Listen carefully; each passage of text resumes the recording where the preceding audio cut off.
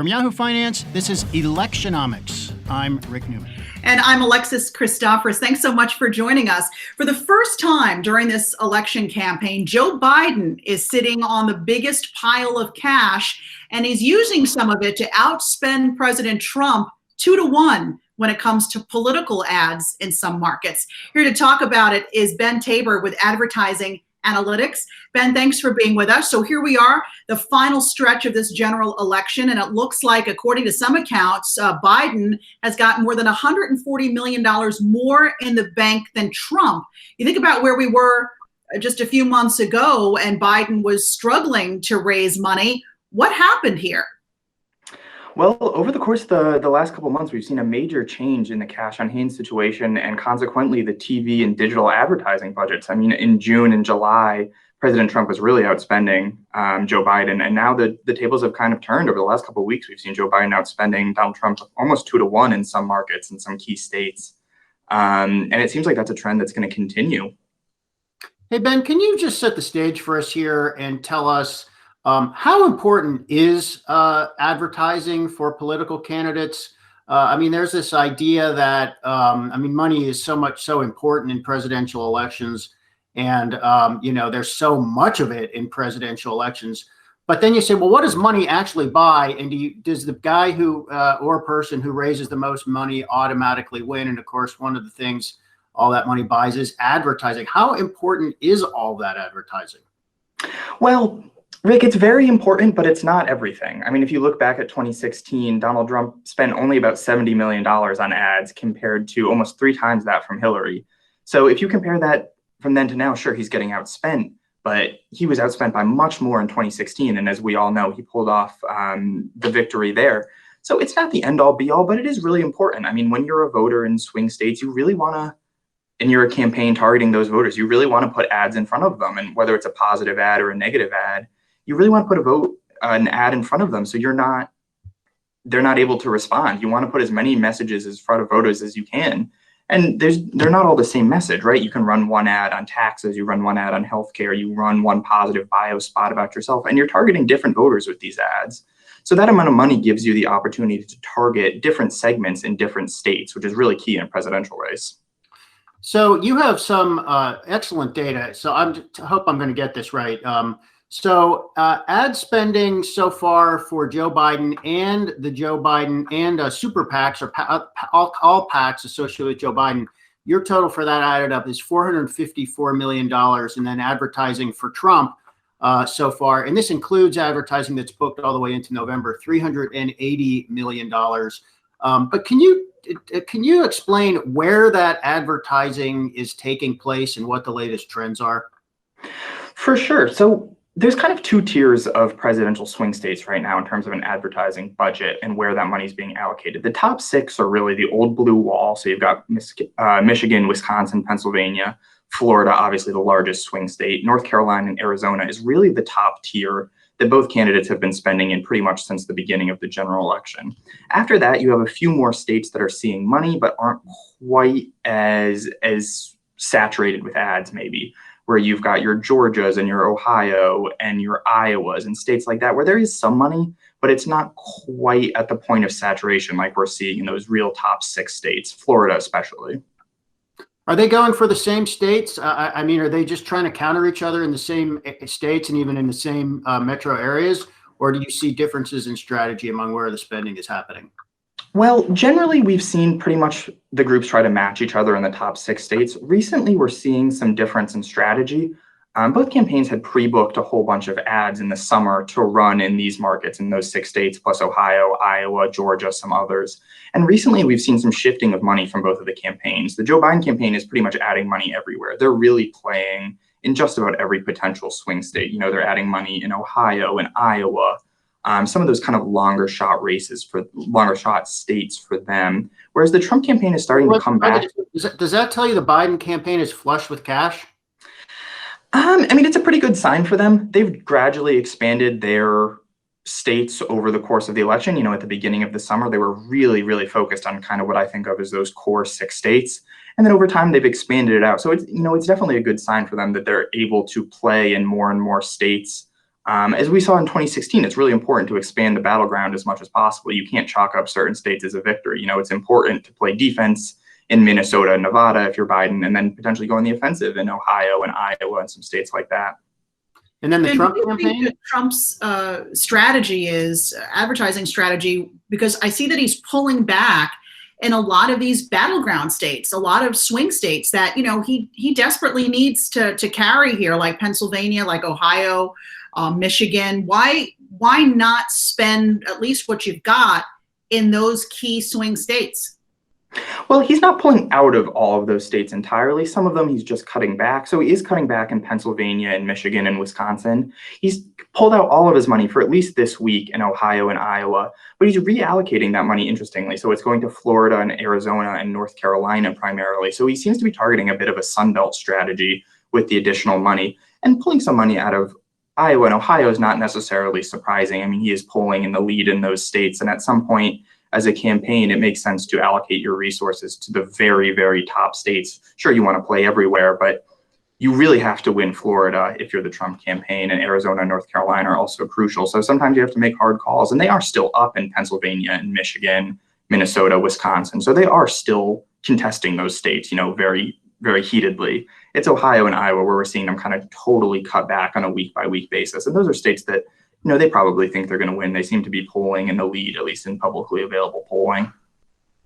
Hey, Ben, so you guys track spending commitments in the future. So you've got numbers for spending in October and November for each of the candidates and a breakdown by state. Does that mean that is money they have pledged to spend, or is that money have they already written the checks to the TV stations and things like that? That's a great question. So that's money they've pledged to spend, but they haven't written the checks yet. So they can pull that money, and that's basically what we're seeing on a week-by-week basis for both of the campaigns. They're either adding or pulling in money. They've kind of got this baseline of spending where both of them have reserved about $20 million roughly going forward on a week-by-week basis. But over the last couple of weeks, we've seen the Trump campaign kind of pull out of some states and reallocate to others, and the Biden campaign adding kind of across the board. So they aren't yet committed. They haven't yet signed those checks. So if you're looking for numbers for October, for example, that would tell you what their strategy is at the moment, but that's not necessarily how it's going to end up. That's exactly right. So like we saw yesterday, basically on Monday, political flights usually run on a Tuesday to Monday basis. So we're seeing every Monday the campaigns are kind of reassessing their buys, and they're either adding money in some states and subtracting it in others. So while it does look like parity on paper right now in October, the kind of current trend is that the Biden campaign is adding a lot of money, and the Trump campaign is kind of reallocating and pruning on the edges. Now, that's not to say that they can't add a whole bunch of money in those states as well. Maybe they're kind of saving back for a barrage right at the end. But that's kind of how the race looks on paper right now. So I'm looking at the Biden commitments or the plans, at least for October. So ad spending for October.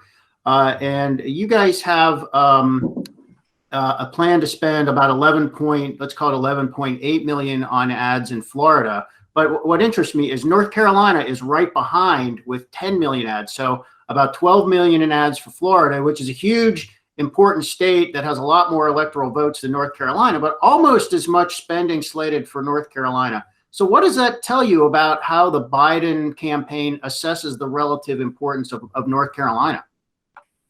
I mean, it says that it's a pretty important state. And I mean, I don't think it's Florida, and I don't think anyone would say it's as important as Florida, but they are kind of putting their money there. If we look at where they're adding their money by week. So yesterday, for this week, the Biden campaign added about $2.5 million in Florida, and then about $300K in North Carolina. So it does seem that they think that Florida is relatively more important, and they are adding much more money there. But that's a pretty considerable commitment for North Carolina. Ben, is advertising likely to be a deciding factor for voters? I mean, I'm actually spending a lot of time in New York and Pennsylvania. New York, I'm not seeing as many political ads. Pennsylvania, I am, which I think goes to show, how these candidates realize that Pennsylvania is an important swing state for them. But at the end of the day, what kind of impact does that really have on voters? I mean, we haven't had a debate yet. That first one's coming up, but how big a role does advertising really play? Well, it does play a pretty major role. And it's in 2020, when we can't go out and knock on doors, the Biden campaign has said they're not going to knock on doors. It's one of the primary ways of reaching voters and putting a message in front of them. And it probably isn't going to persuade most people, but that's not, you don't need to persuade most people. If you look at 2016, 100,000 votes across 3 states, which is a pretty small percentage of overall votes cast. If you change a couple thousand votes in each county, you're looking at a pretty major swing. 2000 was decided by 500 votes. A presidential election tends to come down way to the margins, and any marginal change you can have around the edges, even if it's just a couple percentage points you're playing with in each state, that's enough to swing the election one way or the other.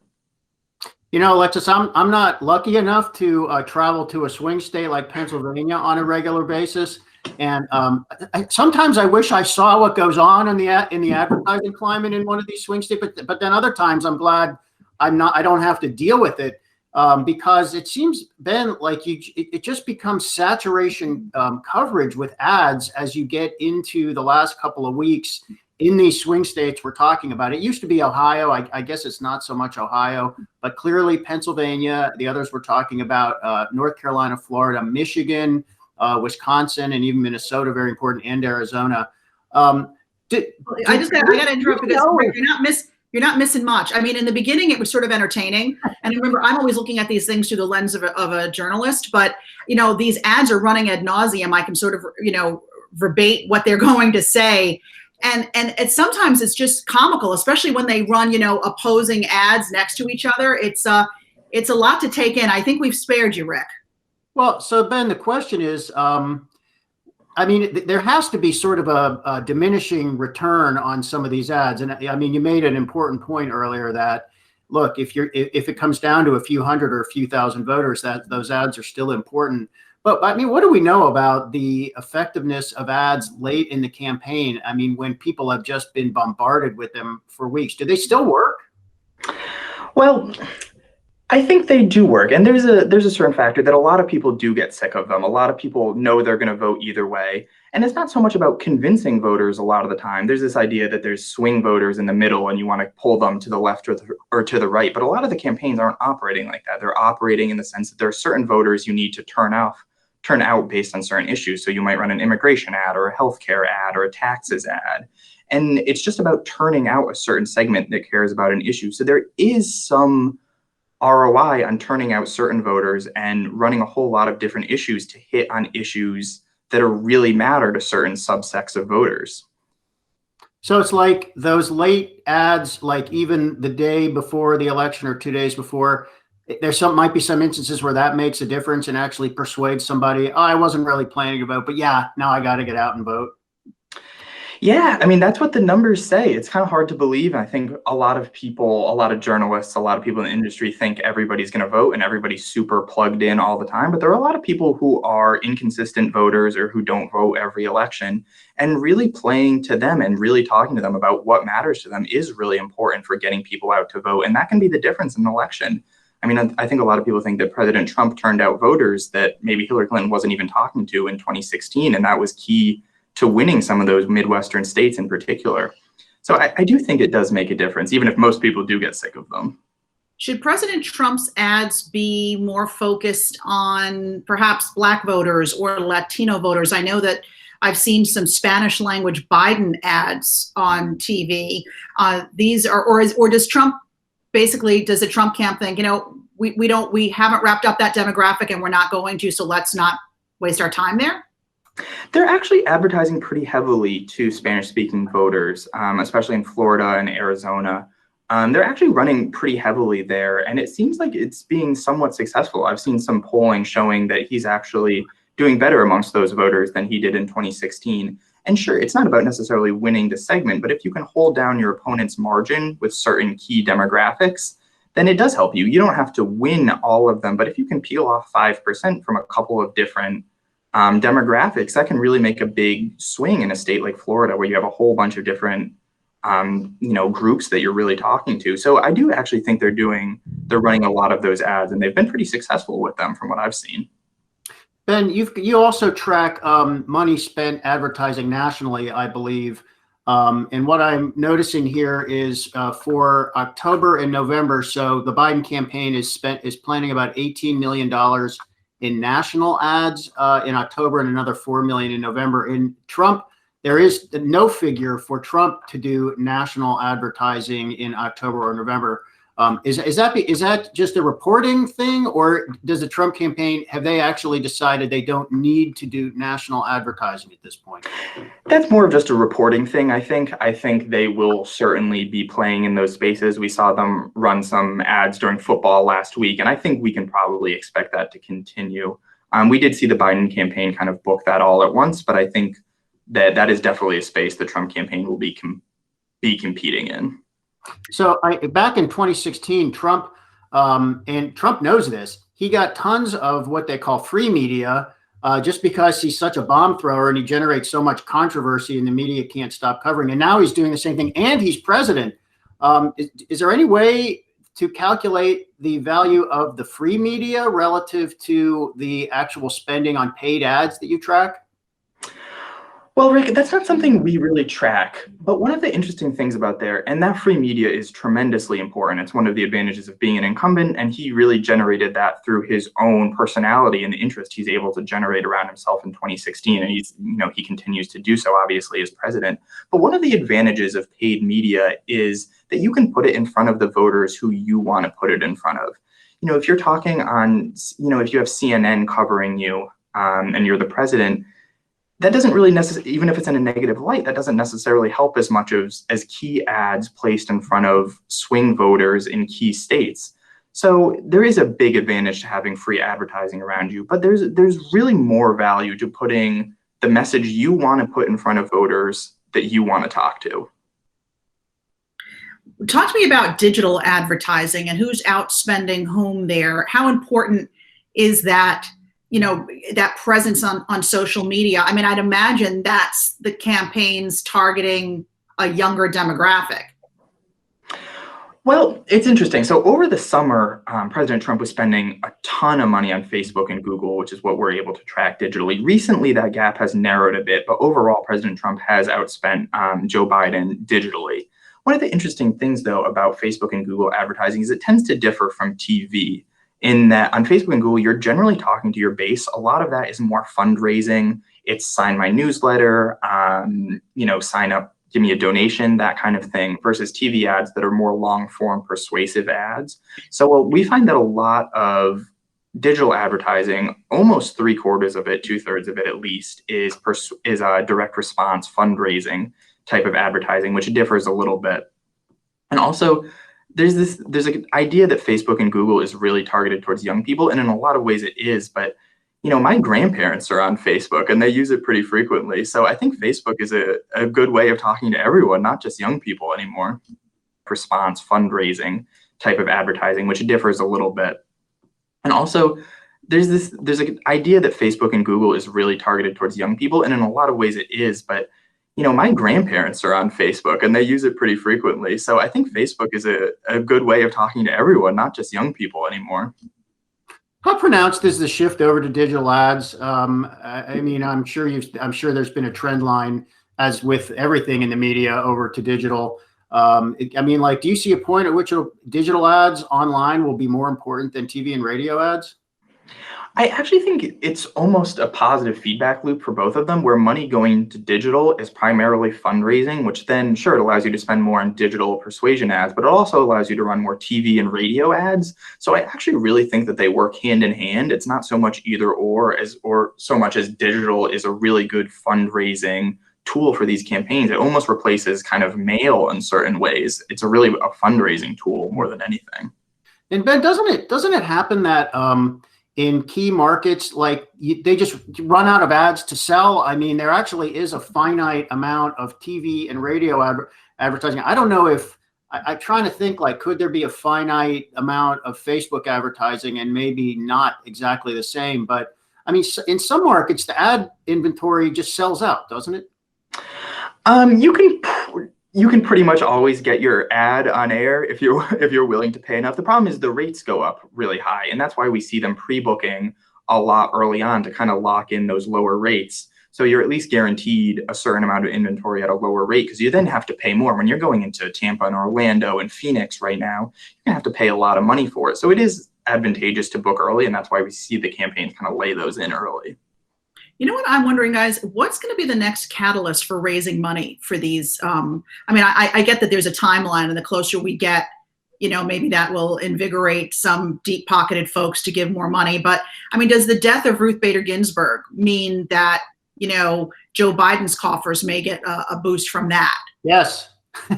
I mean, apparently that's already happening. Democrats are already saying that, I think, in the first 3 days after RBG died, they were saying they pulled in $100 million in new donations. So I guess it's going to probably be higher than that. I mean, this is Ben. I don't think this is in Ben's wheelhouse, but comment if you want, Ben. But we're apparently going to have a Supreme Court justice nomination process in the Senate in September and October. I mean, it looks as if that's going to go through, and probably both sides are going to be pushing to use that as a fundraising catalyst. At the moment, it seems like that might benefit Democrats and the Biden campaign, but I'm not sure that I'm not 100% confident about it. I mean, we'll find out. It's never really quite happened like this. We'll find out as. I'm also curious if that's going to come up in any of their ads. Will the content of the ads, be around who's going to replace RBG? Ben, have you noticed whether that's come up in any ads yet? Well, I was actually looking at that this morning, and it is still very early to cut an ad and get it on air. And we haven't seen anything on the presidential level. But in the Senate, Sarah Gideon is already running an ad saying that Collins will be a rubber stamp. She's running against Susan Collins in Maine, the incumbent Susan Collins in Maine. That's correct. And Susan Collins has said she won't vote on the replacement, but Gideon is already up with an ad saying that they need to replace Mitch McConnell as majority leader. Judicial Crisis Network is running an ad on network cable saying that they need to vote to replace Justice Ginsburg as soon as possible. So there's already some advertising around it. We haven't seen it explicitly on both sides. Yes. We haven't seen explicitly in the presidential yet, but I wouldn't be surprised if that becomes a topic of conversation.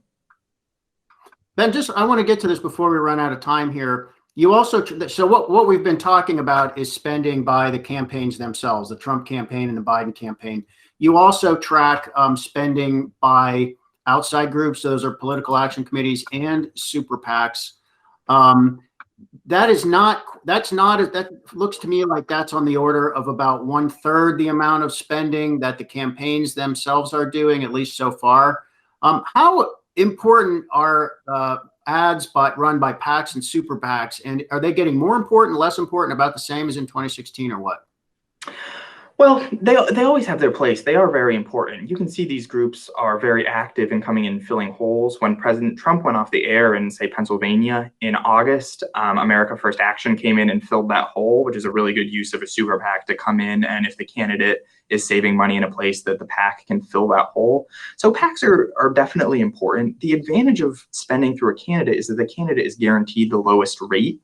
So PACs actually spend more to run the same amount of ads. So it's more efficient to have as much of your fundraising as possible going through the candidate and going through the committees rather than being spent by PACs. So there's certainly value there, and they provide a tremendous value for the campaigns to come in and fill holes and maybe run some ads that the campaigns don't really want associated with them, maybe so much explicitly, but they really do play a lot of value in kind of supplementing the campaign. But the campaigns do have an advantage in the rates they get for TV ads, so you can get more bang for your buck with them.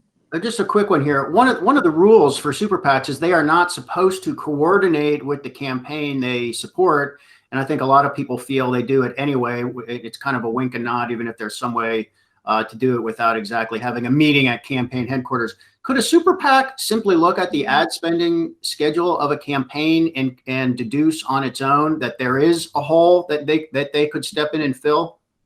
Yeah, exactly. And that's exactly what they do. And that's entirely legal. And it's a smart use of data resources to fill in, to go in and see they don't have any ads booked here in, say, Pennsylvania, and we're going to go in and fill that hole while they're off the air. That's not coordination at all. That doesn't require any communication between them. That's a good use of data to come in and kind of supplement the campaign from an outside perspective without any coordination.